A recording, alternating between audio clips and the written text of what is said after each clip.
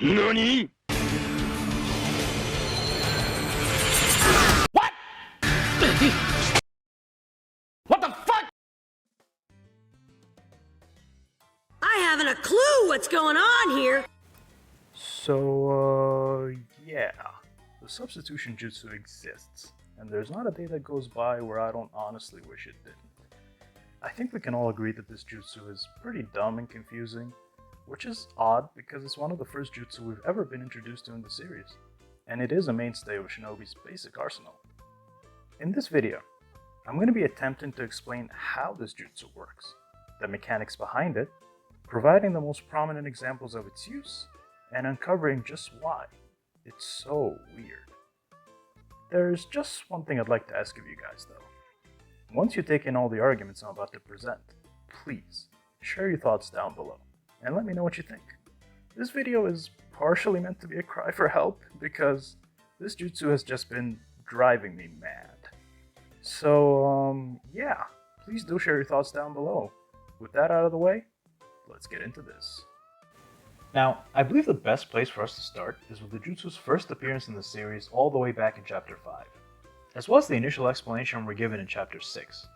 As you can see, the basic gist is that Naruto's shadow clone is holding Kakashi down, and Naruto's moving in to attack the restrained Kakashi. Then Naruto somehow ends up punching one of his own clones instead. So, how did this happen exactly? Luckily for us, Sasuke was observing the situation, and he gave us the first and only explanation of this jutsu present in the manga. He said that the user of this jutsu acts with extreme speed and skill in order to swap places with one of the plants, animals, or people in their immediate vicinity. The technique also makes use of illusions in order to make it seem like you've actually been struck by the opponent's attack, and in the interval, make your own counterattack or escape. It's possible that the illusions are the work of Genjutsu, or perhaps as a sort of after-image. It's not really specified at any point, although I believe Genjutsu is the most likely candidate. So what happened in the previous example is that Kakashi manually traded places with one of Naruto's clones, and created an illusion of sorts to make it seem like Naruto actually hit him, only to reveal the switcheroo when it's far too late. The first databook's entry on the Substitution Jutsu also mirrors the initial explanation and offers no contradictions whatsoever. It just reiterates what Sasuke already told us, only adding that it's a rudimentary E-rank ninjutsu taught to all shinobi at the Ninja Academy. So far there's nothing terribly confusing, right? The mechanics are clear enough. The only potential issue is that Kakashi somehow pulled this off while being physically restrained by Naruto. But this can easily be reconciled by the fact that Kakashi at this point in the series is just unfathomably superior to Naruto. Like, it's not even close. So him pulling this off is not that outlandish. In a vacuum, this instance and explanation work well enough, and cause no real issues. It's really when we examine the jutsu's other showings that the more peculiar aspects about it begin to rear their ugly head. So, the previous showing worked well enough because the speed and skill gap between Naruto and Kakashi at that point was just absolutely massive. The problem is that as the series went on, we began to see this jutsu being utilized a great many times against people who are just blatantly on the user's level. I'm now going to share some of these instances with you guys. First off, Sakura uses it against Zaku in Chapter 54. It should be noted that Zaku was generally superior to Sakura at this point, though the gap wasn't that big. Another instance takes place in Chapter 83. Gaara likely uses the technique against Lee while he's performing the front lotus in order to escape the full brunt of the technique and create an opening against Lee. However, this example isn't quite that bad because it was stated that Gaara only pulled this off due to the momentary lapse in Lee's concentration, which was caused by the pain and strain on his body from using the first gate. So it at least has some sort of explanation behind it, even if it's still kinda crazy that Gaara pulled this off mid-air. Next we have Pain using it against Jiraiya in Chapter 374. Once again, Jiraiya was literally holding Pain physically here, and had him restrained from essentially all directions. Then we have Itachi using it against Sage Kabuto in Chapter 580. This is actually insane due to Kabuto's Sage Mode enhanced sensory abilities, which not only warn him of incoming attacks as a sort of spider sense, but also allow him to sense chakra and the presence of everyone around him. The fact that Itachi was able to catch him off guard using this technique is pretty nuts. Last but certainly not least, Madara used it against Naruto and Sasuke in chapter 674. Once again, in this instance, Naruto and Sasuke were in physical contact with Madara, had their jutsus connected to him, including one that actually seals physical movements. Madara somehow used it against these two guys who had godly sensory abilities, several precognitive abilities, and unparalleled visual capacity between them. He simply swapped places with a Limbo clone before they could even register what was happening. In case you haven't already figured it out, this jutsu is problematic because it sometimes functions straight up like teleportation. The Madara, Pain, and Itachi examples are the most egregious. These guys were physically restrained by their opponent, yet somehow managed to replace themselves with either a log or another character at the exact instance they were attacked, without their opponents noticing at all. In the Kakashi example we talked about earlier, there was an easy way to explain the apparent speed blitz, but the issue is that this jutsu consistently works on people comparable to the user in speed. Many of them even had very powerful sensory abilities and literal precognition in some cases. Somehow disappearing and damn near instantly replacing yourself with another object against such characters just seems very hard to believe. If we go with the initial explanations, this feat is apparently achieved through raw speed. By necessity, the user has to move and perform the action of grabbing another object to replace themselves with before their opponent has a chance to register what went down, or else the technique simply wouldn't work. This weirdness is where the idea that the Substitution Jutsu essentially functions like a form of teleportation comes from. At the same time, I understand some of the reservations about treating this jutsu as straight up teleportation. The initial explanation by Sasuke doesn't really support it. As we went over already, Sasuke pretty clearly states that this is the work of insane speed and skill, allowing one to replace themselves with an object or a person in their vicinity at the exact moment of attack to create the optical illusion of being hit, and creating an opening for a counterattack. However, I do have some issues with this. How on earth can they move so fast in the first place? With the body flicker technique? Because honestly, that makes very little sense. The body flicker can indeed be a pretty substantial speed amp, but it's not like it's that massive when we're dealing with characters who have similar levels of speed. Comparable characters sure as hell can't blitz each other that badly with the body flicker technique, and we have many instances of characters reacting to usage of the technique and fighting each other while using it. Another logical issue is for the user himself. If we pretend that the body flicker is some incomparable godly speed amp so far beyond the user's own level of speed and perception, then that would automatically disqualify from being the thing responsible for the Substitution Jutsu. Why? Because while using the technique, the user is making multiple complex actions at that speed, which would be utterly impossible if they were moving at speeds far beyond their own perception.